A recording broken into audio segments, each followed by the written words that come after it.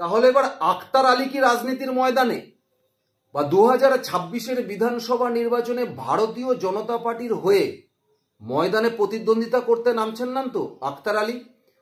দেখুন, খবর কিন্তু ঠিক সেরকমই। তার কারণ দেখুন, ভারতীয় জনতা পার্টি এই রাজ্যে লড়ছে তৃণমূল কংগ্রেসের বিরুদ্ধে এবং তৃণমূল কংগ্রেসের দুর্নীতিগুলো মানুষের সামনে ভালোভাবে তুলে ধরার চেষ্টা করছে। এবং যে যে ইস্যুর উপর ভারতীয় জনতা পার্টি এই রাজ্যে তৃণমূলকে হারানোর চেষ্টা করছে তার মধ্যে একটা সব থেকে বড় ইস্যু কিন্তু দুর্নীতি। আর যখন বিরোধী দল শাসক দলের বিরুদ্ধে লড়াই করে তখন তারা জীবন মরণকে বাজি রেখেই লড়াই করে।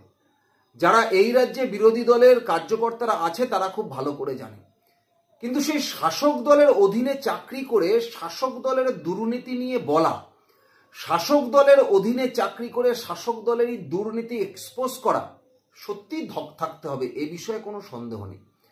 সুতরাং সেক্ষেত্রে কিন্তু আখতার আলী এই পশ্চিমবঙ্গের বুকে এক নিদর্শন তৈরি করেছে। তবে এনাকে অনেকে ভুলে গেছেন, অনেকের এখনো মনে আছে, কারণ পশ্চিমবঙ্গের মানুষের স্মৃতিশক্তি অনেকটা দুর্বল। যখন আরজি করের ঘটনা ঘটেছিল সেই সময় দাঁড়িয়ে এই আখতার আলী কিন্তু প্রচারের আলোতে ছিল। এখন কে এই আখতার আলী, তার ভূমিকাটাই বা কি?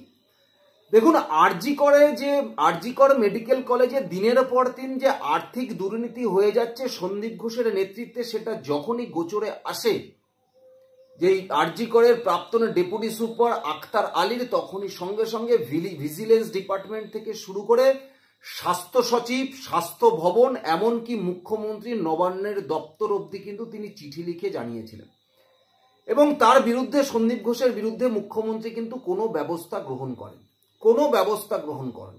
এবং যখন আরজি করে ডাক্তারি পড়ুয়ার খুন এবং ধর্ষণের ঘটনার পর যখন সিবিআই তদন্তের ভার হাতে নিয়েছিল, তখন এই হাতে নেওয়ার পরে সিবিআই কোনো মতে কাউকে আর গ্রেপ্তার করতে পারছিল একমাত্র সঞ্জয় রায় ছাড়া। কিন্তু সেই মুহূর্তে কলকাতা হাইকোর্ট এই আরজি করের প্রাক্তন ডেপুটি সুপার আখতার আলীর দায়ের করা মামলার উপরে ভিত্তি করে আর্থিক দুর্নীতির তদন্তভার সিবিআই এর হাতে তুলে দেয় এবং তারপরে সিবিআই যে ব্রেক থ্রু পায় আর্থিক দুর্নীতির, এবং সবার প্রথমে সন্দীপ ঘোষকে কিন্তু আর্থিক দুর্নীতিতে সিবিআই আটক করেছিল। এখনো পর্যন্ত সন্দীপ ঘোষ আর্থিক দুর্নীতির কাণ্ডে কিন্তু সিবিআই জেলেই রয়েছে এবং সেই তদন্ত কিন্তু চলছে। সুতরাং শাসক দলের অধীনে কাজ করে সেই শাসক দলের দুর্নীতি নিয়ে প্রকাশ্যে বলা, মনে জোর আর অদম্য সাহস ছাড়া কিন্তু কোনোদিনই সম্ভব হতো না। এবং তারপরে যেমনটা হয় ঠিক সেরকমটা, সাধারণ কর্মীরা মার খায় তৃণমূল কংগ্রেসের নেতাদের হাতে, আর শাসক দলের উচ্চ পদে চাকরিরত এই আখতার আলী শাসক দলের রোষানলে পড়ে এবং তারপরে তাকে ওখান থেকে ট্রান্সফার করা হয় কোথায়? ওখান থেকে ট্রান্সফার করা হয় মুর্শিদাবাদ মেডিকেল কলেজ। এবং তারপরে ডিপার্টমেন্টে বারবার তাকে হেনস্থা করা হচ্ছিল শাসক দলের পক্ষ থেকে, বারবার। উনি বুঝতে পারছিলেন যে শাসক দলের বিরুদ্ধে মুখ খোলার জন্যই বারবার তাকে হেনস্থার শিকার হতে হচ্ছিল, জুনিয়রদের দিয়ে তাকে হেনস্থার শিকার হতে হয়েছে এবং এখনো অবধি তাই হচ্ছে।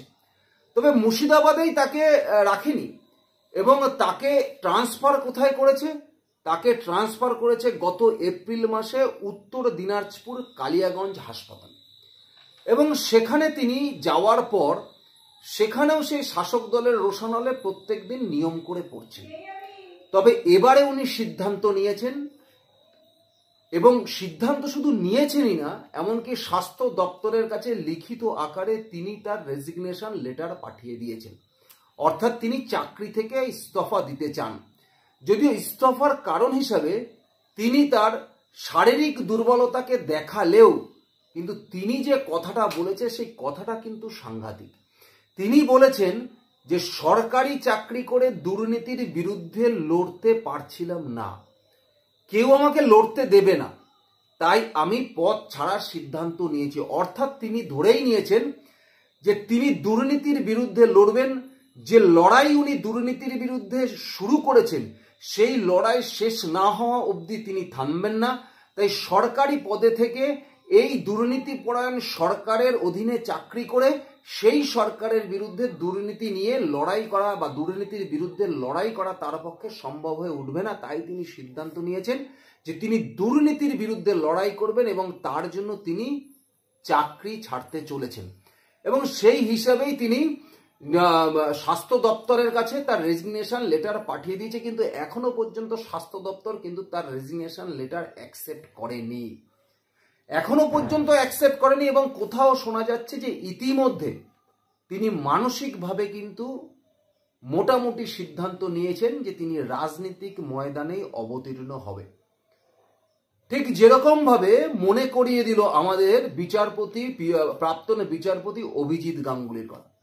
হঠাৎ করে তার ইস্তফা এবং তারপরে দাঁড়িয়ে তিনি মানুষের জন্য আরো কাজ করতে চান এই কথা বলেছিলেন। এবং তারপরে আমরা দেখেছি যে তিনি আজ এই মুহূর্তে দাঁড়িয়ে ভারতীয় জনতা পার্টির প্রতীকে নির্বাচিত সাংসদ।